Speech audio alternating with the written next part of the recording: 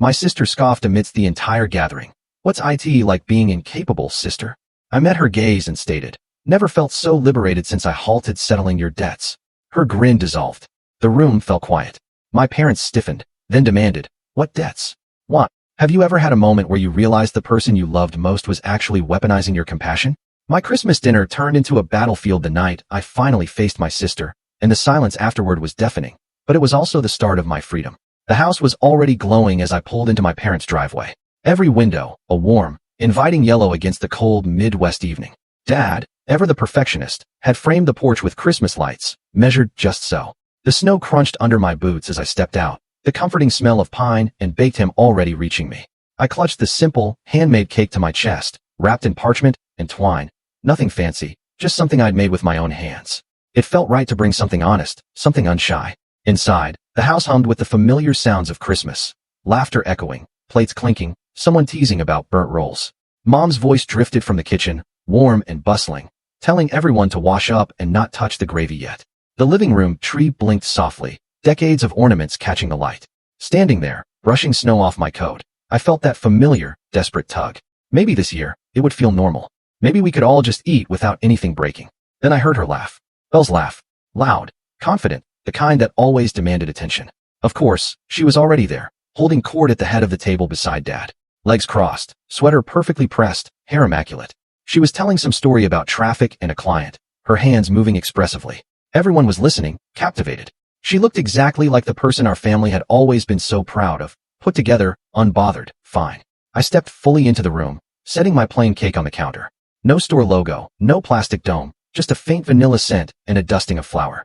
And then I saw it in real time. Belle's eyes flicked to the cake, just for a second, long enough for something to shift behind her smile. She leaned back in her chair, still smiling, still performing, her voice carrying easily across the table. How does it feel to be useless, sister? The room didn't stop immediately. There was a weird half-second where laughter lingered, where someone thought it was a joke, where a fork scraped a plate. Then, everything stalled. Like a record skipping. I felt it before I even thought it. My chest went quiet. My hand stopped shaking. It was like something inside me finally clicked into place. And the wildest part? I didn't feel small. That shocked me. For years, moments like that would make my stomach drop, my face burn, my mouth open with an apology I didn't know. But this time, my body went still, calm in a way that felt utterly unfamiliar and steady. I looked at Belle, really looked at her, at the tightness around her eyes, the way her smile waited for a reaction it expected. Before I tell you what I said next, I want you to pause for a second. What are you doing right now? Are you at your kitchen table with a cup of coffee, or folding laundry, or driving somewhere familiar? Because for me, in that moment, I was standing in my parents' dining room on Christmas evening, holding nothing but my breath and that simple cake, knowing my life was about to split into a before and an after. I placed my hands on the back of a chair and spoke, evenly, my voice sounding strange even to my own ears because it did not waver. Never felt better, I said, since I just stopped covering your bills. The silence that followed wasn't polite. It was heavy, stunned, the kind that presses against your eardrums. Belle's smile collapsed, as if someone had snatched it right off her face. Across the table, Mom froze, serving spoon still midair. Dad's eyes darted between Belle and me, then back again, his brow furrowing like he was trying to solve a problem that suddenly had no numbers. He stood up so fast his chair scraped loudly against the floor. His voice cut through the quiet, sharp and unguarded. What bills? What? Every face at the table turned toward me. My aunts, my uncle, cousins who had stopped mid-bite. Even the little lights on the tree seemed to flicker slower. I could feel it all, the weight of their attention, the years of assumptions hanging in the air. I'd imagined this moment countless times, in the shower, lying awake, driving home. In every one of those versions, I was shaking, crying, defending myself. But this version? It was different. I felt planted, like my feet had grown roots into the very floorboards Dad had refinished years ago. Belle tried to laugh again, but it was thin, quick, nothing like before. She waved a hand as if to brush it all off, her eyes darting nervously toward Mom and Dad. Oh my God, she said, trying to keep it light. She's being dramatic. You know how she gets. Dad didn't sit back down. He didn't smile. He just looked at me and waited. Not angry, not yet. Just confused, deeply unsettled. Mom slowly set the spoon down, her face pale in a way I'd never seen. I could hear my own heartbeat, steady and slow. I realized then why Belle had said what she did. She'd seen the cake, my quiet entrance, and panicked. Because something about that simple, handmade cake threatened the story she told everyone. The story that she was fine, that everything was under control, that she was still the one everyone leaned on. I hadn't planned to say anything at dinner, not tonight, not like this. But when she laughed at me, When she called me useless in front of everyone, something inside me just refused to bend anymore. The scent of ham and cinnamon filled the space between us. Snow tapped softly against the windows. Somewhere, a timer beeped, forgotten. No one moved to turn it off. Rayon, Dad said again, his voice lower. What bills are you talking about? I opened my mouth, keenly aware that whatever I said next would change everything. There was no putting the cake back in the car, no rewinding the night. Every eye was on me, waiting. I looked at Dad, and for a beat, I couldn't make my throat work. Not because I was scared, but because my mind flashed through every version of Belle my parents had ever loved, every version I had ever believed in. And I realized how impossibly hard it was going to be to rip that perfect image off the wall and show them what was truly behind it. If you asked anyone in our family who had it all figured out, who was the successful one, the answer was always Belle. Without a second thought. She was 38, the oldest, the golden child Mom could always brag about. Belle was why Mom kept a stack of glossy family photo Christmas cards by the phone, tapping them like proof. My oldest is in marketing, she'd beam, a proud lift in her voice, like she'd mastered motherhood by producing her. Belle always dressed like she was heading to a meeting, even if it was just lunch. Sharp lines, perfect hair, manicured nails. She had this way of walking into a room that made heads turn, not because she demanded it, but because she expected it. When she landed her first big job, Mom threw a dinner. Dad grilled steaks, even in the chilly weather, because he believed in celebrating work with good food and showing up. Belle sat at that table, wine glass in hand, talking about her downtown office, projects, deadlines, clients. She looked like she belonged, like she was born for it. I remember watching Dad's face. He didn't say much, but his eyes were fixed on her, like he was admiring something he'd built, something sturdy he could trust. When she got promoted, Mom told everyone. When Belle traveled for work, Mom posted pictures as if she'd taken them herself. When Belle bought nicer furniture, Mom spoke about it as if our entire family had moved up in the world. Belle became the story our parents wanted to tell. She was proof that hard work paid off, proof our family was doing fine. And to be fair, Belle did work hard. I won't pretend she didn't. She was sharp, organized, quick-witted. She could charm the right person and shut down the wrong one without raising her voice. If there was a problem, she could look you in the eye and make it sound like you were both on the same side, even when you weren't. That kind of skill gets you far in an office. It also gets you far in a family. I was different. Not worse, just different. I was 32, the quiet one, the one who took the steady path. I worked as a project coordinator in healthcare administration, a fancy way of saying I kept a lot of moving parts from crashing into each other. I made schedules, chased approvals, smoothed over misunderstandings, handled details so other people could do their jobs. Nobody claps for that kind of work. They just notice when you stop doing it. In our family, that was my role, too. I didn't cause trouble. I didn't ask for much. I brought what I could, and I made sure things stayed calm. When Mom got stressed, I listened. When Dad got quiet, I didn't press him. When Belle got dramatic, I gave her room, because giving her room always seemed like the safest option. There's a kind of child a family builds a story around. And there's a kind of child a family leans on. Belle was the story. I was the lean. It sounds bitter, I know, but it's the truth. If Belle missed a holiday dinner, everyone acted like the whole day was ruined. If I missed, Mom would sigh, say she understood, and then ask me to bring the rolls later. Belle could be late, and it'd become a funny anecdote. I could be late, and it'd become a worried question. Are you okay? Is it too much work? Why are you so tired? Even my successes felt like background noise compared to hers. When I got my job at the healthcare network, Dad said, "Good for you." When Belle got a new title, he asked questions. What does that mean? How big is your team? What's your next step? Dad isn't cruel. He's just built a certain way. He respects visible progress. He respects something you can point to. Belle gave him something to point to. That's why this moment at the table felt so utterly impossible. My parents didn't know who they were looking at anymore. Dad was staring at me like I'd suddenly started speaking a language he didn't understand. Mom's face was tight with worry, but also with confusion, because confusion is what happens when the family script goes completely off the rails. The truth is, Belle had always controlled that script. Even when we were younger, she knew how to frame things. If she forgot something, it was a mistake anyone could make. If I forgot something, it was a lesson about responsibility. If Belle snapped at someone, it was because she was stressed. If I snapped, it was because I was too sensitive.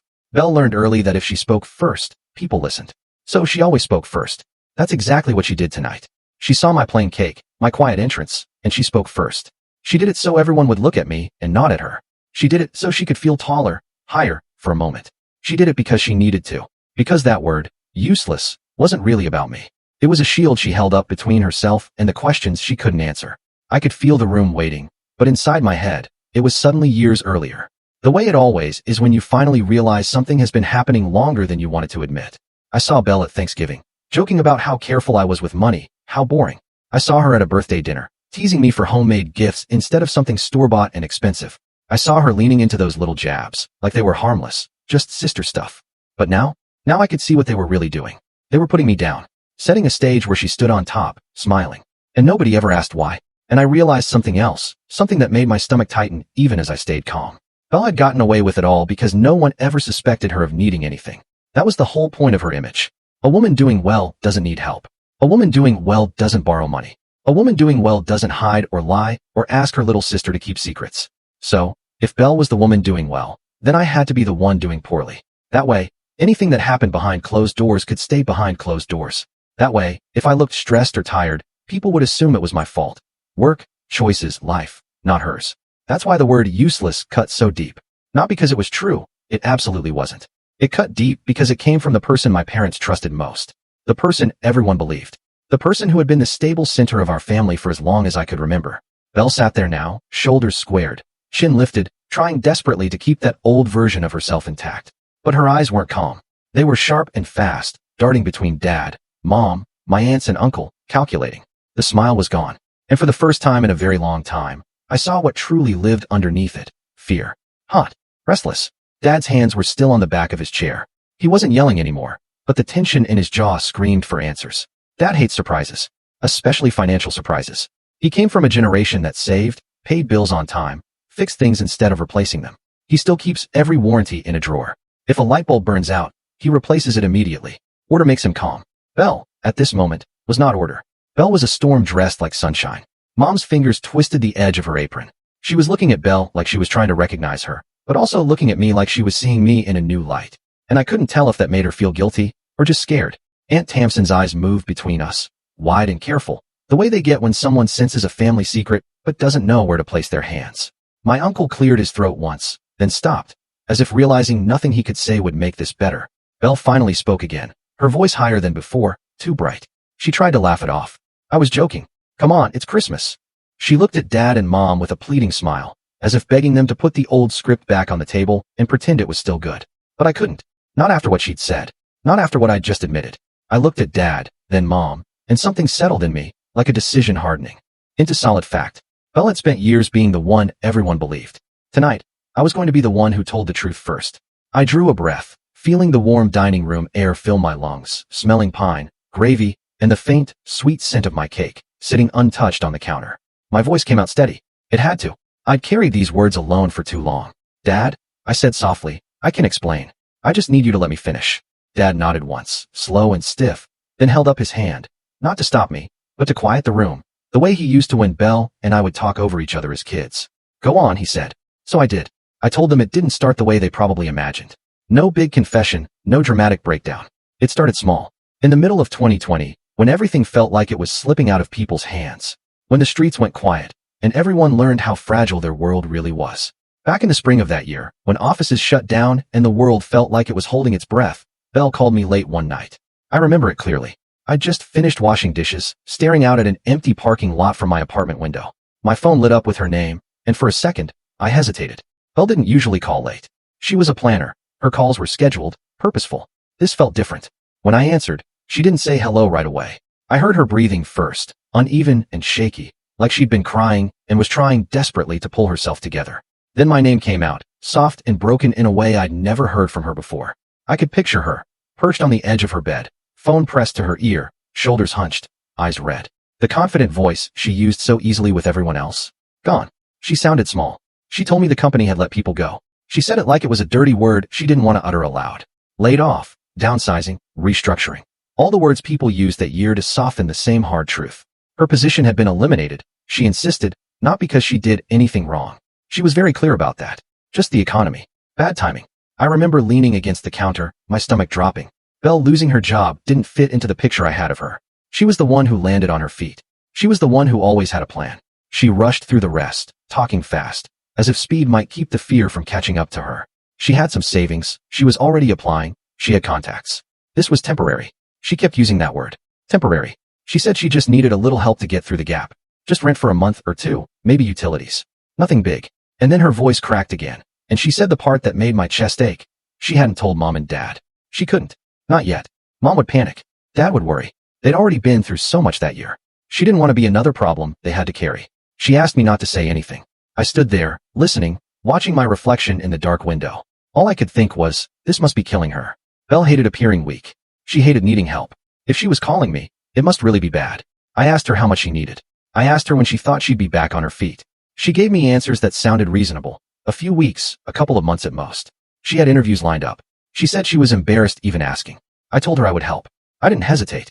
I didn't ask for proof or details. She was my sister. She'd always been the one ahead of me. If she said she was stumbling, I believed her.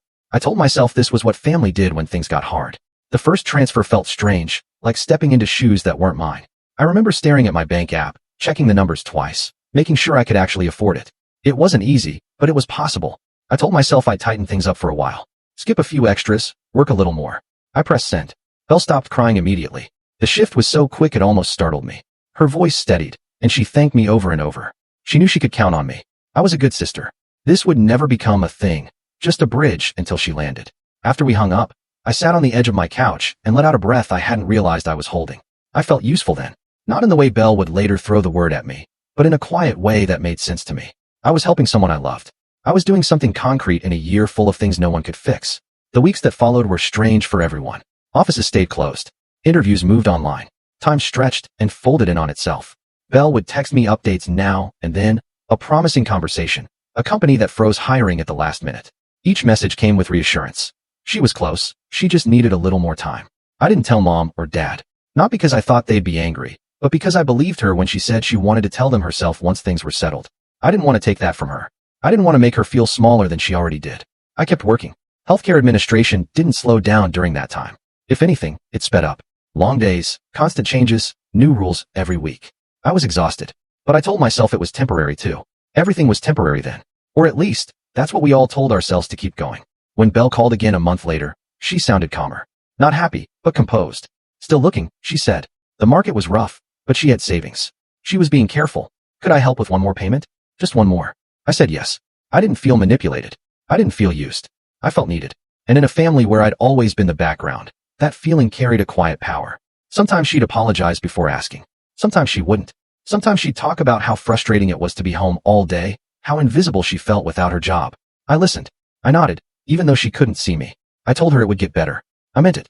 Looking back now, I can see how carefully she framed everything. How she always reminded me this was temporary. How she always emphasized she'd pay me back.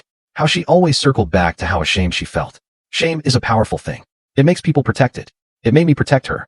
At the time, none of it felt wrong. It felt like standing under someone else's roof during a storm, holding it up until the weather passed. I truly believed the storm would pass. That's the part one want them to understand. Standing there at the Christmas table, every eye still on me, I hadn't walked into this blindly. I'd walked into it trusting the version of Belle we all believed in. I thought I was helping my sister stand back up. That belief carried me for a while. It made the extra hours feel noble instead of draining. It made every transfer feel like a temporary patch instead of the start of a pattern. For the first couple of months, it really did look like a bridge. Belle kept saying she was close. Interviews were happening. She hated asking. Then the requests started changing shape. At first, it was just rent. Then, could you cover the electric bill this month, too? She said she had to keep the lights on for interviews. The way she said it made it sound like I'd be letting her future collapse if I said no. I covered it. I told myself it was practical. Just electricity. It wasn't forever. A couple of weeks later, she texted, asking for a little extra for internet. Her apartment connection was spotty. She needed to upgrade to stay competitive. She framed it like a business problem, like she was still the marketing manager who could turn anything into a strategy. I sent it. She replied with a string of thank you messages that made my chest loosen, like we were still sisters, like I was helping. Then came the credit card. She called, her voice tight, controlled, like she was holding back emotion. A card payment was due. She'd miscalculated. It would hurt her credit if she missed it, and she couldn't afford to mess up her credit now, not with landlords and jobs. I remember sitting at my kitchen table, laptop open, bills spread out, and feeling something shift. Not yet suspicion, but a weight. Like the bridge was getting longer. I asked her how much. She told me. I hesitated for just 1 second, and she heard it.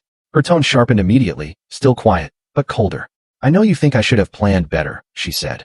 But you don't understand what it's like when everything falls apart at once.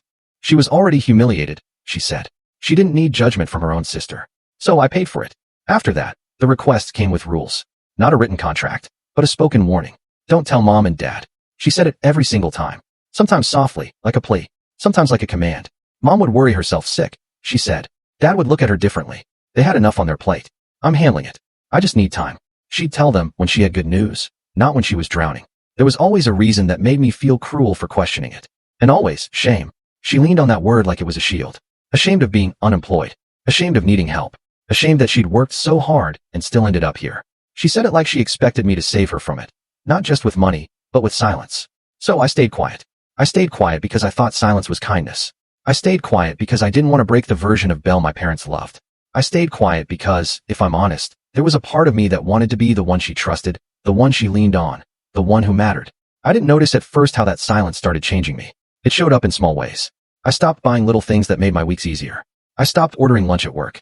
I made coffee at home and carried it in a travel mug that always leaked. Little things, I told myself. Just for now. I told myself I could handle it. Healthcare administration during that time was relentless. We were short-staffed, constantly adjusting to new policies. I stayed late, picked up extra tasks, took calls I didn't have to. I told my boss I could handle it. I became the person who said yes before anyone else could even ask. When people say family comes first, they don't always talk about the quiet cost.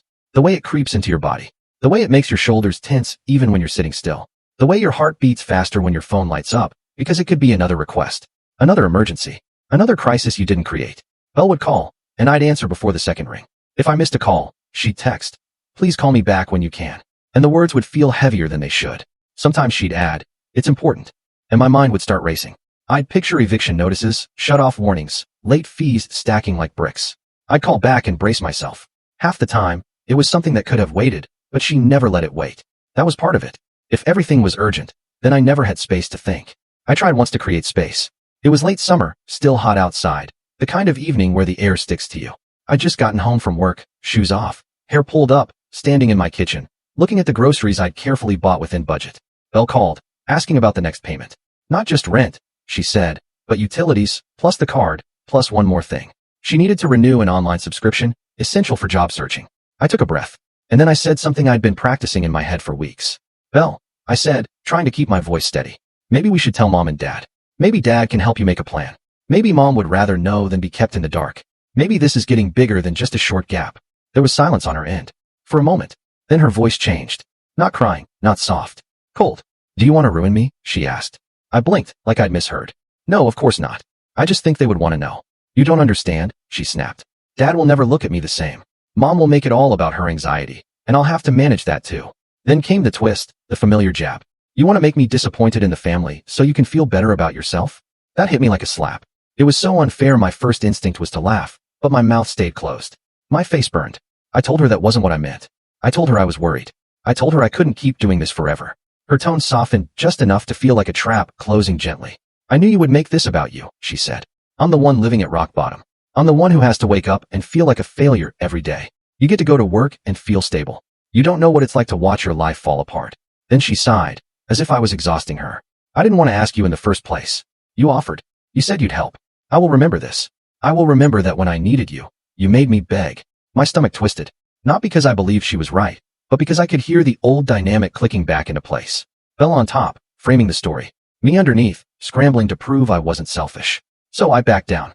I told her I was sorry. I didn't mean to add stress. Yes, I would send it. She exhaled. "Thank you," she said, like she was granting me forgiveness. After I hung up, I stared at my phone for a long time. My hands were shaking a little. And that was when I realized something that scared me more than the money itself. I realized I was afraid of her disappointment. Afraid of her anger. Afraid of being cast as the bad sister. That's not normal. Not when you're both grown women. Not when you're just trying to be honest. I started noticing how Belle talked about secrecy, like it was love. Like keeping her secret was proof I cared. She'd say things like, "You're the only one I can trust." And it would feel like a compliment. Then she'd say, "Don't tell anyone." And it would feel like a responsibility. Sometimes she'd call, and her voice would be gentle again, almost sweet. She'd ask how I was doing. Mention something funny she saw online. Tell me she missed the old days. Then, right when I felt my guard lower, she'd slide in the ask. "Can you cover this, too? Just this one. You know, I'd do it for you." I wanted to believe that last part. I wanted to believe she would do it for me. But a small, persistent part of me kept whispering that she never had. Not really. Not when it mattered. Belle was good at being present when it made her look good. She was not good at being present when things were messy. I told myself that thought was petty. I pushed it down. I pushed down a lot. I pushed down the resentment when I saw her post photos online, smiling on a patio, even if the drink in her hand was just lemonade. I pushed down the confusion when she talked about ordering takeout like it was normal, even though she told me she was barely surviving. I pushed down the little sting when she made jokes about my careful spending, about how I was always so serious. She'd laugh and say, "You worry too much." And I would look at my bank account and swallow the truth. There's a very specific kind of loneliness that comes from carrying a secret that isn't yours. It isolates you from everyone in the room. You sit at family dinners and smile, knowing something the others don't. You watch your parents laugh and relax, knowing they wouldn't be relaxed if they knew. You become the keeper of a reality nobody asked you to hold. I kept it because Belle made it sound like I was protecting them. Protecting Mom's nerves, Dad's pride, the holiday peace. The way she said it, it almost sounded noble. But the longer it went on, the less noble it felt. It started feeling like a trap that tightened every time I tried to pull away. By the time the first year had passed, I wasn't counting months anymore. I was counting payments. I could tell you exactly when her rent was due, when the utility bills hit, when the credit card payment was posted. My life started orbiting her calendar. And through it all, Belle kept wearing her confidence like armor. Even on the phone, even in tears, she never let herself sound too weak for too long. She always swung back to control. She always reminded me that telling anyone would be betrayal. She always found a way to make my help feel like my obligation. I told myself it would end when she found a job. I told myself it would end when the world settled down. I told myself it would end because it had to. That's what I told myself. And standing there at the Christmas table, watching Dad's face as he waited for my explanation, I realized just how long I had been telling myself that, and how much of my life I had rearranged around the hope that my sister would eventually stand up on her own. I took another breath. I could feel the whole room holding theirs with me. But before I could explain what the money had become, I had to explain how I found out it was no longer going where I thought it was going. For a long time, I believed every dollar I sent was keeping a roof over Belle's head, keeping the lights on in her apartment. I pictured rent checks, utility balances, boring adult expenses that added up, but made sense. That picture was what allowed me to keep pressing send, even when my own chest felt tight. The first crack in that picture came quietly. Not with a fight, not with a confession, but with a notification. It was a random afternoon, stuck in the middle of another long workday. I was eating lunch at my desk, scrolling through my phone, just needing a mental break. Belle had posted something. Not a photo of herself, not some quote, but a screenshot. It flashed across my screen for less than a second before my brain even registered what it was. Numbers. Charts. Green and red lines, climbing and falling sharply. I stared at it longer than I meant to. She'd captioned it with something vague about learning and staying disciplined. Nothing that overtly said money, nothing that would alarm anyone who didn't know what they were looking at. But I knew enough for my stomach to drop. That night, when she called asking about the next transfer, I asked her about it. I tried to sound casual. "Hey, what was that chart you posted?" She laughed, quick, dismissive. "Oh, that? Just investing." She'd been teaching herself some things, she said. Forex, crypto, stuff like that. Smart to diversify. Everyone was doing it. Her confidence was immediate, practiced. The same tone she used when she talked about campaigns and strategies back when she still had her job. She made it sound responsible, progressive, almost impressive. I asked if she was putting a lot of money into it. "No," she said. "Just a little. I'm careful. I'd never gamble." That word came out sharp, like an insult. "I'm not stupid," she insisted. "I know what I'm doing." I wanted to believe her. I really did. But something in my body didn't settle the way it usually did when she reassured me. The image of those charts stayed with me. The sharp drops, the sudden spikes.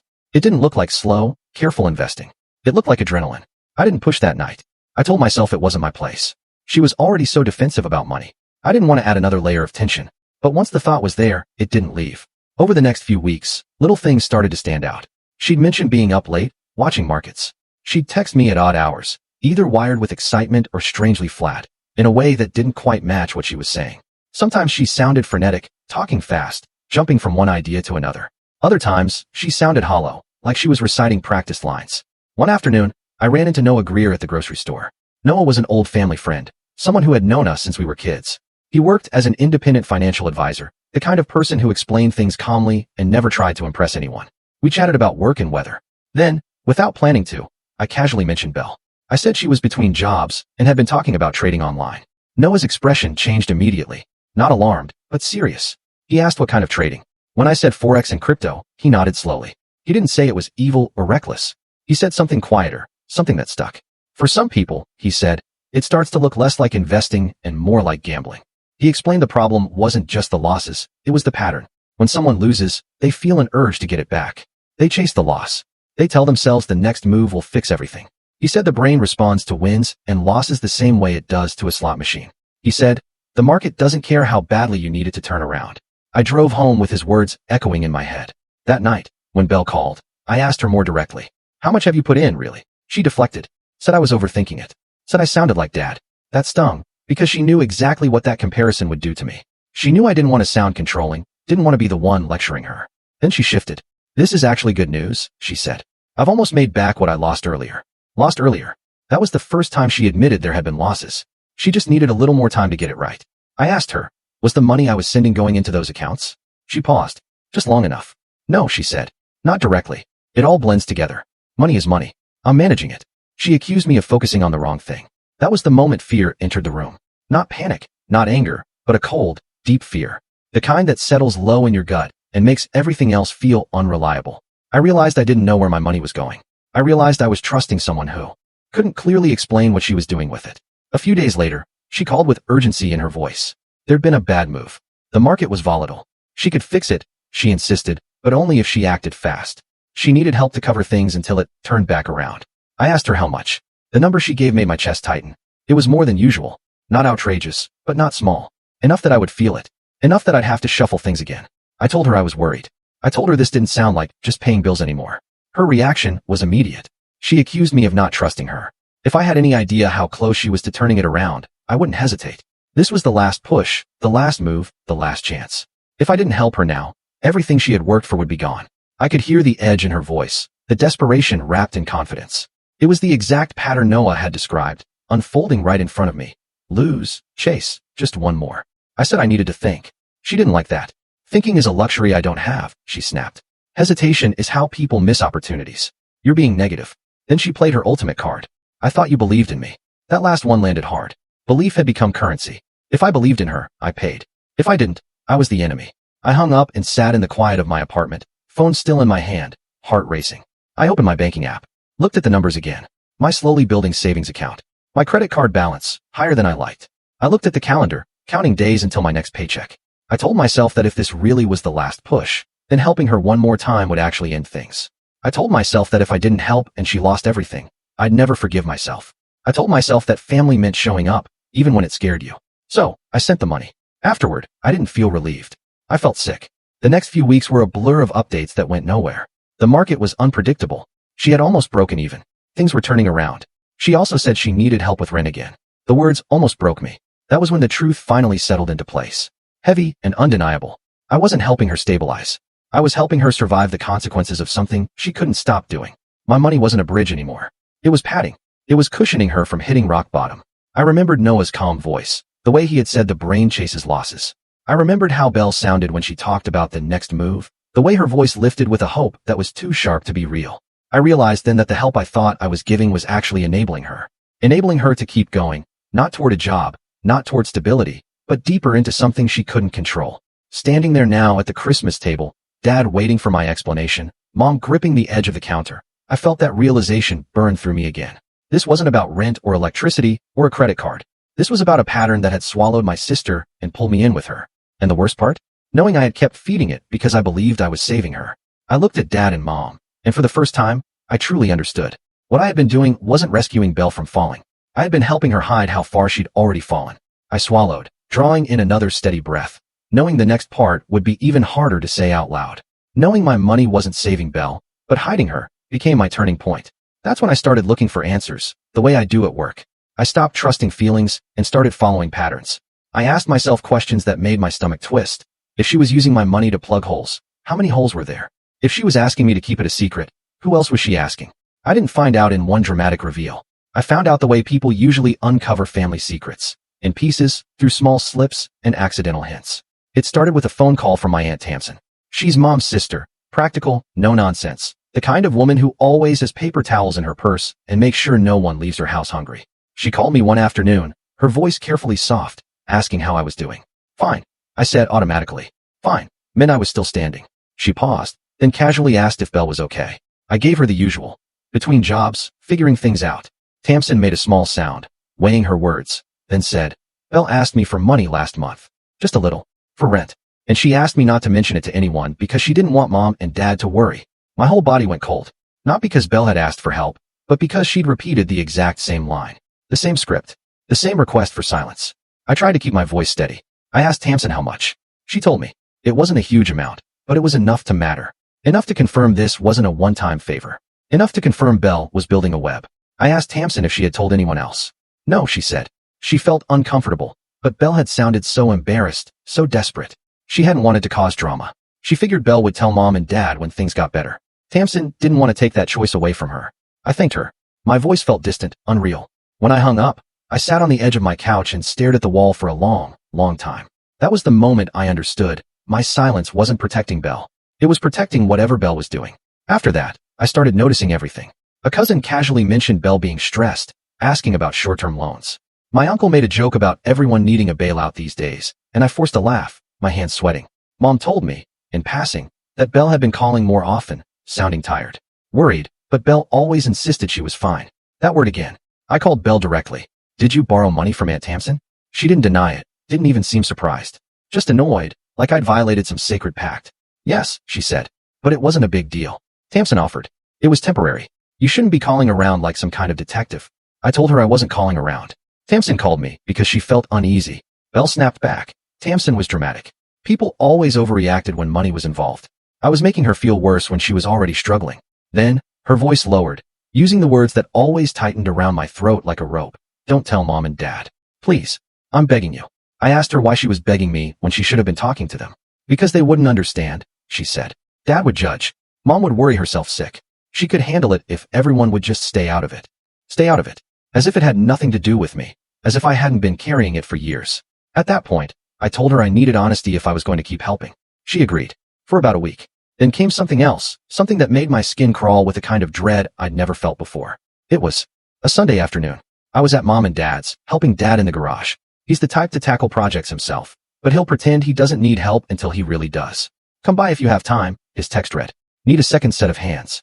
I helped him move a heavy box. He wiped his hands on a rag, asked about work. I said it was busy. He nodded. Then he said it. Belle asked me about my retirement account last week. My stomach dropped. I tried to sound casual. Oh, what about it? Dad frowned. She was asking about penalties, withdrawals. Talking fast, a lot on her mind.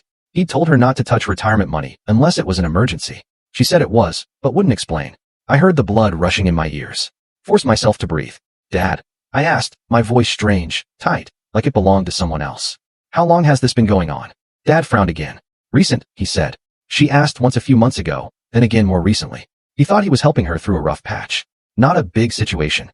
I could barely hear him over my own racing thoughts, because it was a big situation. Bigger than I'd allowed myself to comprehend.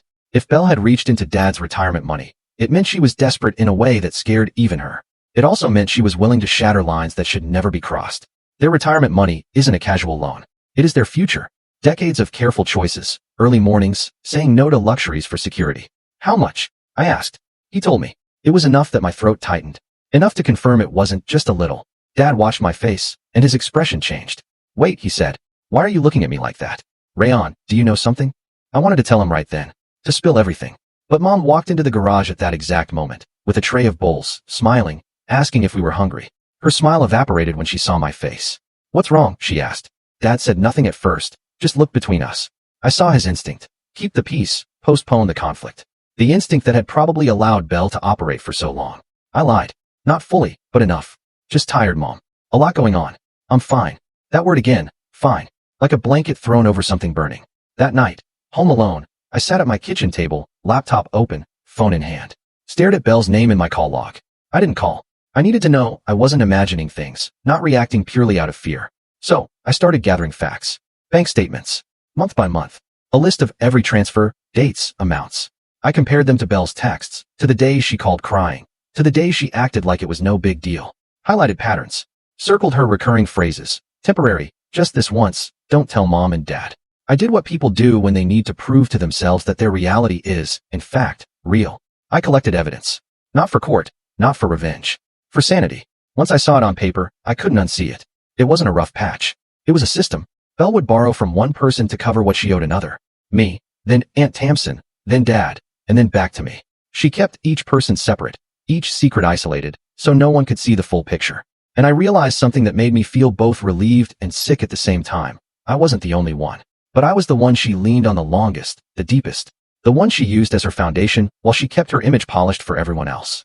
That realization didn't make me feel better. It made me feel raw.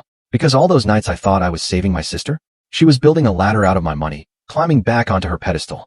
It meant she could sit at a Christmas table years later and call me useless without flinching, because she had trained herself to believe her own story.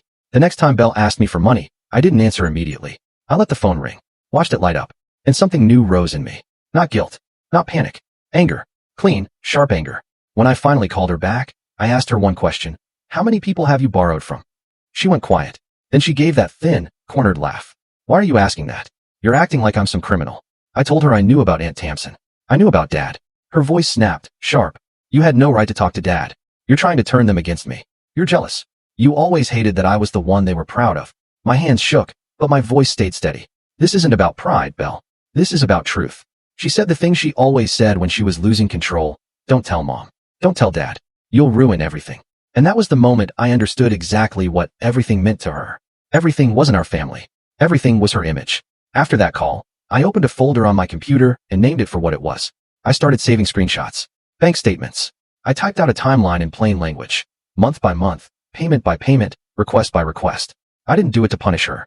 I did it because I could feel myself slipping back into that old fog, questioning my own reality.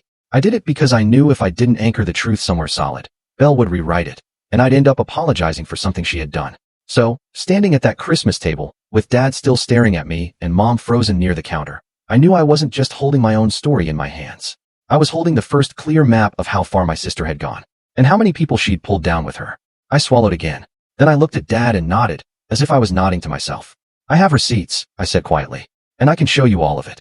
But the truth was, the decision to stop didn't begin at that Christmas table. It began weeks earlier, on an ordinary weekday that almost cost me my job. I had been running on fumes for months by then, sleeping lightly, waking up already tired, checking my phone first thing in the morning, not for messages from friends, not for news, but to see if Belle had texted. My body had learned to brace itself before my mind even caught up. Work hadn't slowed down. If anything, it demanded more from me. New procedures, constant meetings, deadlines stacked on top of each other. I used to pride myself on being steady, reliable, the one people could count on. Somewhere along the way, that steadiness started cracking. The first sign came during a team meeting. I was supposed to present a summary I'd worked on for weeks. I stood there, staring at the screen, and for a few seconds, my mind went completely blank. Not nervous. Empty. Blank. Like the words had evaporated. My manager looked at me, confused. Someone cleared their throat. I apologized and stumbled through it, but I could feel the shift in the room. The unspoken question, "Are you okay?" Later that day, my manager asked me to step into her office. She closed the door gently and asked if everything was all right. She said I seemed distracted lately. She valued my work, but she needed me present. I nodded. Yes, of course. Just tired. Things have been busy at home. She looked at me for a long moment, then said something that scared me more than any argument with Belle ever had. I don't want to lose you, Rayon, but I need you to take care of yourself. Take care of yourself. I almost laughed. I didn't even know what that meant anymore. That night, Belle called. I saw her name light up on my phone while I was sitting on my couch, shoes still on, staring at nothing. For a second, I considered not answering, letting it go to voicemail. I didn't. Habit is a powerful thing. Her voice wasn't panicked this time. It was flat, businesslike. She needed money again. Didn't ask how I was. Didn't apologize. Just stated the amount and the deadline like she was reading off a list. I felt something inside me harden. What's it for? I asked. She sighed, irritated. Why does it matter? Money is money. You're overthinking again. I told her I was struggling. My work was on the line. I couldn't keep doing this. There was a pause. Then she said the sentence that finally broke whatever loyalty I had left. Well, I guess I just assumed you would figure it out. You always do. There was no gratitude in her voice. No shame. Just expectation. That sentence landed heavier than all the guilt trips combined, because it revealed something I had been refusing to see. She wasn't afraid of losing my help. She was confident she wouldn't. I can't send anything right now, I told her. She laughed. Not a nervous laugh, a sharp one. Don't be dramatic. You have a job. You'll be fine. I need this more than you do. My own heartbeat thumped in my ears. I told her I needed time to think. She snapped that thinking wasn't an option. If I didn't send it, things would get bad. I would regret it. Something in me went very still. I realized I had been afraid of her anger for so long that I'd never stopped to ask myself why. Afraid of what exactly? Disappointment? Her words? Her withdrawal? None of those things could actually harm me. Unless I let them. I ended the call. Not with a fight. Not with a speech. I simply said, I can't do this anymore, and hung up. My hands were shaking, but my chest felt lighter than it had in years. She texted immediately. Then again. Then again. The messages shifted quickly. Confusion, then accusation, then guilt. She couldn't believe I would do this to her. I was abandoning her. She would remember this. I didn't respond. That night, I slept for almost 8 hours straight for the first time in months. When I woke up, the world felt quieter. The next few days were awful and clarifying at the same time. Belle tried every angle. Calls, texts, long messages about betrayal, short ones about emergencies, alternating between cold anger and desperate pleading. When I didn't respond, she escalated. She mentioned Mom and Dad. They'd be disappointed in me if they knew. I was selfish. I had changed. She was right about one thing. I had changed. I stopped checking my phone every 5 minutes. I started focusing at work again. Took a full lunch break and actually ate. Went home on time. I felt the fog in my head begin to lift. Slowly. But with the relief came a different kind of fear. Not of Belle, but of what would happen when the truth finally came out. Because I knew it would. Secrets like that never stay buried. They rot. They leak. That's when I started preparing. Not for revenge. Not to expose her publicly. For protection. I organized everything. Bank statements, amounts. I wrote out a timeline showing how it had grown from 1 month of rent into years of support. Notes about her requests for secrecy. Screenshots of messages where she framed my help as an obligation. I didn't do it with anger. I did it with clarity. I told myself that if anyone ever asked me why I stopped, I wouldn't have to scramble for words. I wouldn't have to rely on a memory that could be twisted. I would have the truth, plain and unembellished. As Christmas approached, the tension thickened. Belle stopped calling me directly and started acting normal in the family group chat. Cheerful messages. Jokes. Pictures online that made it look like she was doing just fine. I knew what that meant. She was shoring up her image. Getting ahead of the story. When Mom called to confirm plans for Christmas dinner, a knot formed in my stomach. I knew I couldn't keep pretending. I also knew I couldn't force the truth out in a private conversation where Belle could rewrite it later. I didn't plan a confrontation. I didn't rehearse speeches. I just knew that when we were all in the same room, something had to give. On the drive to Mom and Dad's that night, with the handmade cake on the passenger seat and the folder of documents in my bag, I felt strangely calm. Like someone who had already crossed the hardest line. I didn't know exactly what would happen, but I knew this Christmas dinner was going to be the moment everything Belle had built on silence finally met the light. And once it did, there would be no going back. The light was already there, warm and bright in Mom and Dad's dining room, bouncing off the polished wood table and the crystal dish Mom only brought out on holidays. It made the whole scene look almost too pretty for what was happening. The twinkling tree in the corner, candles on the sideboard, plates lined up like a postcard. And in the middle of it all, Dad standing with his chair pushed back, Mom frozen near the counter, her face turned toward me as if I was the one who had shattered something sacred. Dad's voice was still hanging in the air. What bills? What? Belle sat very still, hands folded too neatly in her lap, like she could hold herself together by sheer force. Her eyes were fixed on me, sharp and warning. But I didn't look away. I had lived too long under that look. I reached into my bag, slowly. I didn't want to move fast. Didn't want anyone to think this was a stunt, or that I was enjoying it. I pulled out a plain folder, the kind you buy in a pack at the office supply store, and placed it on the table in front of Dad. The sound of it landing was small, but in that room, it felt loud. Dad looked down at it like it might bite him. Mom's hand pressed against the counter. Tamsin's mouth parted slightly, as if she wanted to speak but couldn't find a safe way in. My uncle shifted in his chair. Someone's fork clinked against a plate, forgotten. I kept my voice calm on purpose. Not cold, just steady. I'd learned the hard way that if you sound emotional, people hear emotions instead of facts. It started in the spring of 2020, I said, when Belle lost her job and didn't tell you. She called me, asked for help. Just temporary, she said. And she asked me not to tell Mom and Dad, because she was ashamed. Didn't want anyone to worry. Mom made a small sound, like she was going to interrupt, but she stopped herself. I continued. I helped because I believed her. It started with rent, then electric, then internet, then credit cards. The requests didn't stop after a month. They became a habit. Dad's face tightened. He didn't blink. Dad isn't a man who cries easily, but he has a look that appears when something hits him in his deepest place. It's the look of a man realizing the rules he lived by don't apply to the room he's standing in. Belle gave a short laugh, trying to cut through my words. This is ridiculous. She's exaggerating. It's Christmas. She's making a big deal out of nothing. I didn't argue with her. I didn't trade insults. I didn't raise my voice. I simply slid the folder toward Dad and told him to look. Dad hesitated for 1 second, like he was hoping this would all disappear if he didn't touch it. Then he opened it. Inside were printed statements, transfers highlighted, pages labeled with dates, and a simple timeline I typed out. No decorations, no dramatic words. Just the facts. Month by month, request by request, amount by amount. Notes about what she said each time. Notes about the condition that always came with it. Don't tell Mom and Dad. Dad's hands trembled slightly as he held the first page. He read it slowly. The room stayed silent, except for the faint hum of the heater and the distant Christmas music from the living room. Mom leaned forward, her eyes scanning the pages from her spot by the counter. She didn't touch anything yet, but her face changed as she recognized the pattern. You can always tell when Mom is counting in her head. Her lips pressed together, her eyes narrow. She was counting. Aunt Tamsin stood up without speaking and moved closer to the table, as if her body needed to see what her ears were hearing. She looked down at the highlighted lines, then up at Belle. Something in her expression hardened. Dad looked up at me. His voice was quieter now. How long? He asked. I told him. It went on for years. I didn't use a number. I didn't need to. The pages already said it. Dad's eyes flicked to Belle. Is this true? Belle's cheeks flushed. She lifted her chin, trying to sound offended. People help each other, she said. I offered. She's acting like a victim because her life is boring and she needs attention. Mom stepped forward then, finally leaving the counter. Her voice was shaky, but sharp. Belle, did you lose your job? Why didn't you tell me? Why did you let me believe everything was fine? Belle rolled her eyes. I didn't want to stress you out, Mom. You worry too much. You would have made it worse. Mom flinched as if struck. It was a small flinch, but I saw it. Mom hates being told she's the problem. She hates it because she fears it might be true. Dad held up one page, frowning. He pointed at a line. What was this? He asked.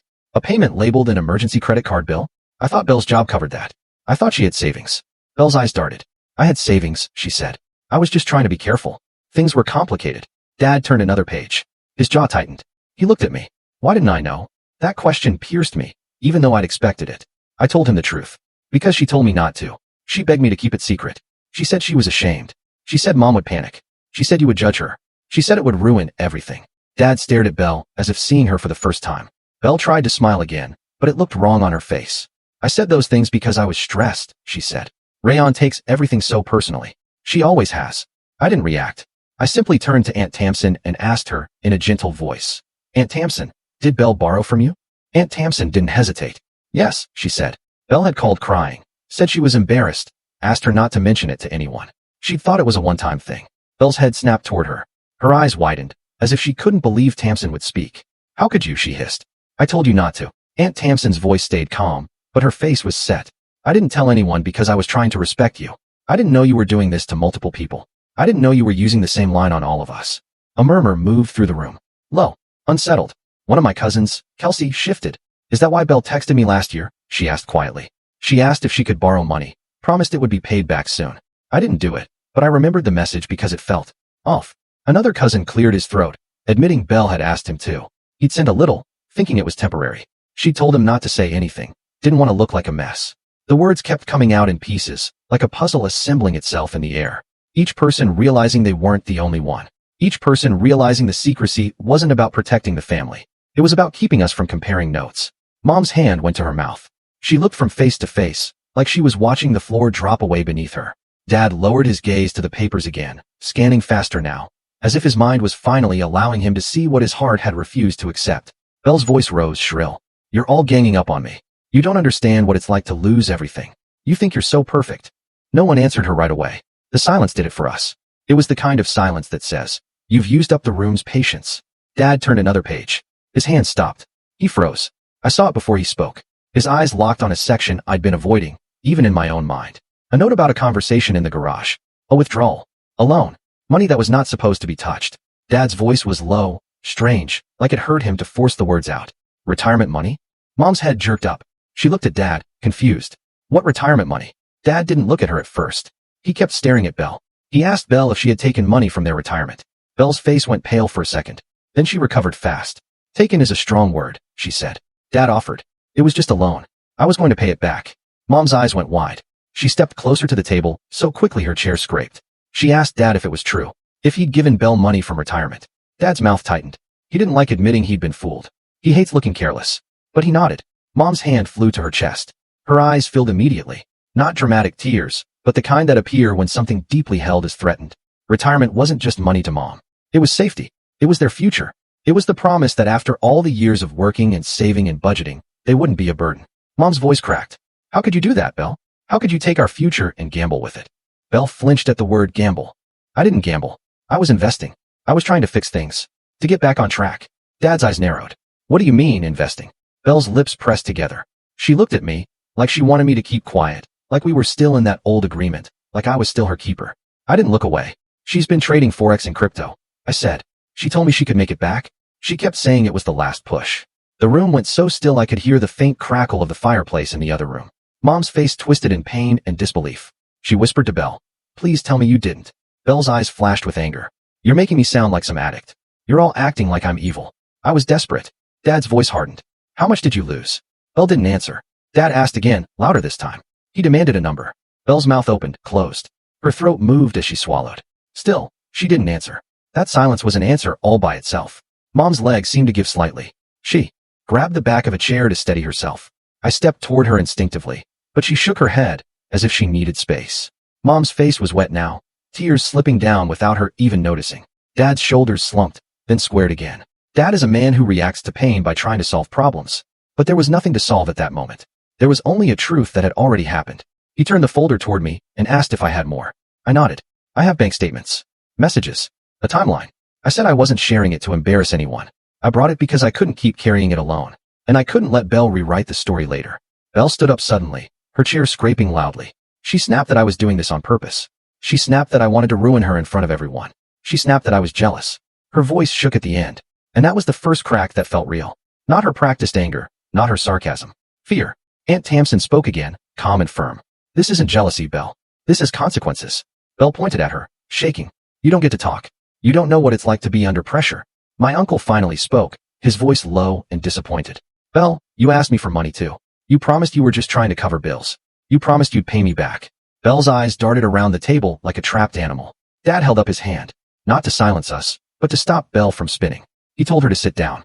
He told her he was not done. Belle hesitated, then sat, but her posture was rigid, her hands clenched and unclenched in her lap. Dad looked at the papers again, then at me. His voice softened slightly, not in approval, but in regret. Why didn't you tell me earlier, Rayon? That question stung in a different way now, because I could see he meant it. He wasn't accusing me. He was accusing himself. He was picturing all the moments he had praised Belle, all the times he had taken her confidence as proof she was okay. I answered honestly. Because she told me not to. Because I thought I was protecting you. Because I was ashamed, too. I didn't want to be the reason the family fell apart. Mom let out a small sob, and for a second, I thought she might collapse. Then she straightened. Her face changed. Her eyes focused on Belle with a steadiness I hadn't seen before. Mom asked Belle one simple question. Why did you call Rayon useless when you had been living off her? Belle's mouth tightened. I didn't mean it like that. It was a joke. Mom shook her head slowly. That wasn't a joke, Belle. That was cruelty. Belle looked at Dad then, searching for rescue. For a softening. For the old script, where Dad tries to calm things down and move on. Dad didn't rescue her. He looked exhausted, older than he had at the start of dinner. He said he needed to understand the full scope. He asked Belle if there was anything else. More loans? More people? More accounts? Belle's eyes dropped to the table. For the first time, she didn't fight back. Didn't throw another insult. Didn't perform. She simply stared at the wood grain, like it might give her an answer. That's when I realized something else. Belle was not in control anymore. Not of the room. Not of the story. Not of the way people saw her. The silence that followed was heavy and final. Not dramatic, not cinematic. Just real. The kind of silence where everyone is thinking the same thought, but no one wants to be the one to say it. Belle's shoulders sank slightly, as if the weight of pretending was finally too much to hold up. Dad's hand stayed on the folder.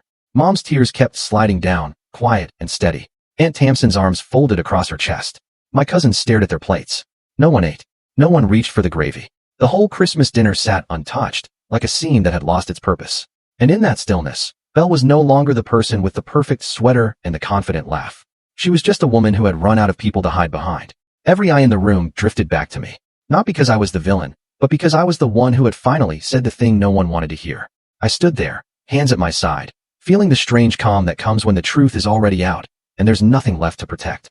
Dad inhaled slowly, then looked at me again, his voice barely above a whisper. How much had you paid, Rayon? I opened my mouth, and the room waited. I told Dad the total. I said it slowly, because it deserved to be heard clearly. I said it had grown over time, month by month, until it became a number that no longer fit into the idea of a hell. It fit into something else, something closer to survival. Dad closed his eyes, not tightly, not in anger, but like someone pressing pause because the picture in front of him is too much to take in all at once. When he opened them again, they looked different, dimmer, worn. Mom didn't ask for the number again. She didn't need it. She was already adding it up in her own way. She was seeing all the small sacrifices she and Dad had made over the years. The trips they postponed, the extras they skipped, the careful planning that now felt violated. Belle sat very still. She didn't interrupt anymore. Didn't laugh or scoff or try to redirect. Her silence wasn't calm. It was empty. Dad pushed the folder back toward me. I need a minute, he said. He stepped away from the table, into the living room. Mom followed him without a word. Their footsteps sounded heavy on the hardwood floor. No one spoke while they were gone.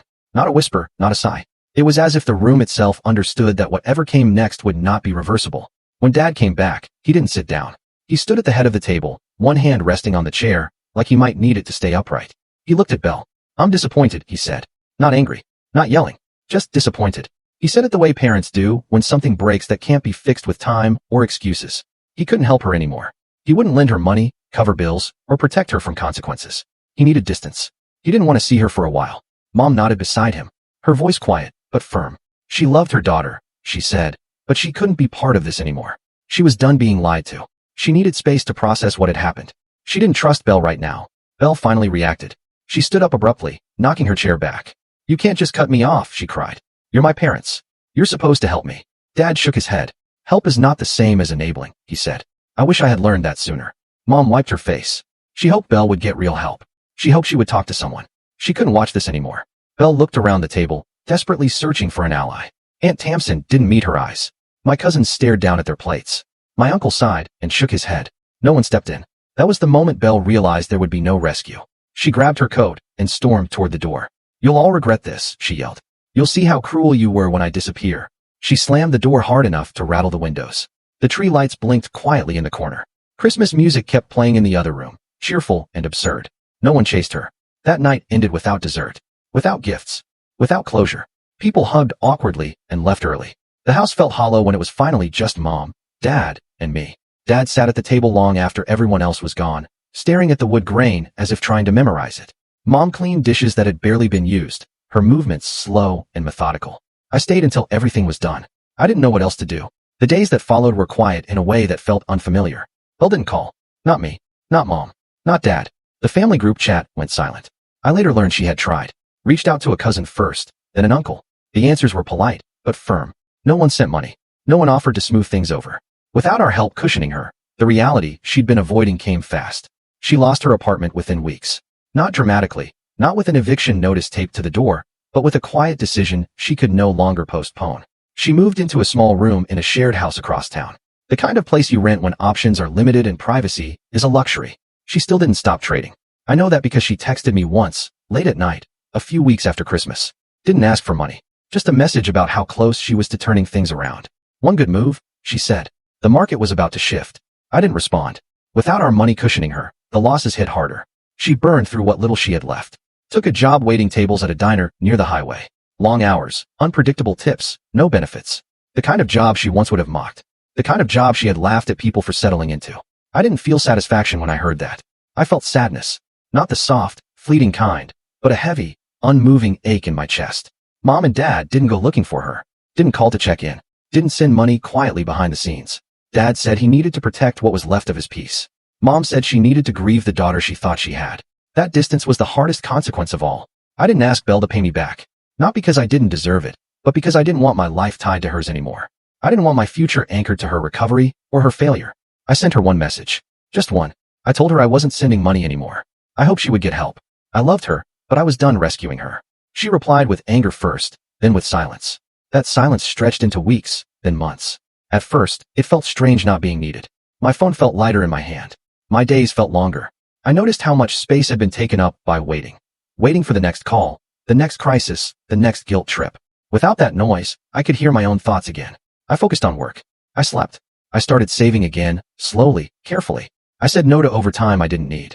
I said yes to rest. Mom and Dad started rebuilding, too. Not financially, but emotionally. Dad took walks in the evening. Mom joined a community class. They didn't talk about Belle much. When they did, it was brief and careful. Her absence lingered, but it no longer ruled the house. Belle's life shrank to match the reality she had avoided. Fewer options. Fewer people willing to listen. Fewer places to hide. She still tried to perform strength online. A smiling photo here, a vague post about resilience there. But the comments grew quieter. The attention faded. There was no dramatic downfall, no public apology, no grand lesson delivered. Just consequences. The kind that don't shout, the kind that settle in and stay. I learned something during that time that no amount of arguing could have taught me. Karma doesn't need revenge. It doesn't need spectacle. Sometimes, it just needs people to stop interfering. By stepping back, I let Belle meet herself without a buffer, without my money softening the impact, without my silence protecting her image. The silence that followed became the loudest response of all. And in that silence, I finally had room to breathe. I didn't fix my sister. I didn't save her. But I saved myself. And for the first time in years, that was enough. The word, useless, stayed with me long after the house went quiet again. It echoed in small moments when I was alone, folding laundry, driving home from work, when there was no one around to perform strength for. I kept turning it over in my mind, not with anger, but with curiosity. What did she really mean when she said it? I realized something slowly, the way truth usually arrives. Useless was never about what I did or didn't contribute. It was a label, a tool, a way to keep me small enough to stay, helpful enough to keep giving, quiet enough to never question the role I had been assigned. As long as I believed I was useless, I would keep trying to prove otherwise, with money, with silence, with loyalty that cost me more than it should have. Once I stopped believing it, the whole structure collapsed. Life after that Christmas didn't become perfect. It became simpler. And simpler, it turned out, was a gift. My finances stabilized in a way I had almost forgotten was possible. Without the constant outflow, my checking account stopped feeling like a crisis waiting to happen. I paid down what I needed to. I rebuilt my savings slowly, without drama. Watching that balance grow again felt grounding, like reclaiming a piece of myself that had been on loan for too long. At work, my focus returned fully. I stopped second-guessing every pause in my concentration. I slept better. I laughed more easily. My manager noticed the difference, told me I seemed lighter. I didn't explain why. I just smiled. Mom and Dad changed, too. They didn't become cold people. They became clearer ones. They stopped making excuses for behavior that hurt them. They stopped smoothing over problems just to keep the peace. It wasn't easy for them, especially for Mom, who had spent most of her life believing love meant sacrifice, no matter the cost. One evening, months later, Mom told me something quietly while we were washing dishes together. She wished she had learned earlier that protecting your child doesn't mean protecting their lives. She was sorry she hadn't seen what was happening sooner. I told her she did the best she could with what she knew. And that was true. Dad didn't say much about it. He rarely does. But one afternoon, while we were sitting on the porch watching the sun drop behind the trees, he told me he was proud of me. Not for what I had done for Belle, but for knowing when to stop. That mattered more than I expected it to. As for Belle, I didn't check on her. Not out of cruelty, but out of respect for the boundary I had drawn. Every time I felt the urge to step in, to fix something, to soften a consequence, I reminded myself that stepping back was the kindest thing I could do for both of us. She had to meet herself without a buffer, without someone absorbing the impact for her. From what I heard through distant channels, she struggled, worked long shifts, moved again, to an even smaller place. She still talked about turning things around, about opportunities just around the corner. I hoped, genuinely, that one day she would face what she was running from. But that day was not mine to create. I didn't hate her. Hate would have tied me to her story longer than necessary. I let go instead. Letting go didn't feel dramatic. It felt quiet. It felt like choosing myself, over and over again, in small ways. Saying no without explaining. Declining calls that felt unsafe. Trusting that I didn't need to justify my boundaries to anyone who benefited from breaking them. I learned that family doesn't get a lifetime pass to harm you. Love is not measured by how much pain you are willing to endure. Silence can be protective when it's chosen, not forced. And truth, once spoken, doesn't need to shout to be powerful. If you've ever been told you were too much or not enough for your own family, remember this. Silence can be power. And truth can be the loudest revenge. What about you? Have you ever had to choose between protecting someone you love and protecting yourself? Tell me what you think. I really want to know in the comments below.